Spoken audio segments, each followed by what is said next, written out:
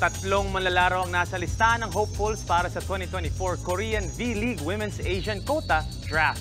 Nanguna dyan si MVP and 4-time PVL champion Tots Carlos.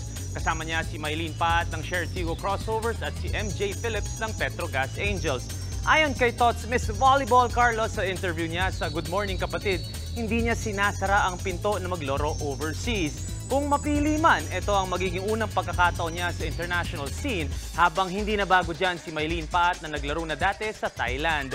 Para naman kay Phillips, hindi naging maganda ang performance ng koponan niya last year na natapos na may 5-31 win-loss record kaya nag-hope siya na mas magandang mapuntahan niya sa parating na draft. At yan ang mga pandiin ng Sports News today. It's your Sports Tito Mike Reyes. Peace and love. What's up mga kapatid? It's your Sports Tito Mike Reyes. Huwag magpahuli sa mga umaaksyong bakbakan at harapan sa loob at labas ng bansa. Para sa mga pandiin ng Sports News, mag-follow at mag-subscribe sa social media pages ng News 5. Peace and love.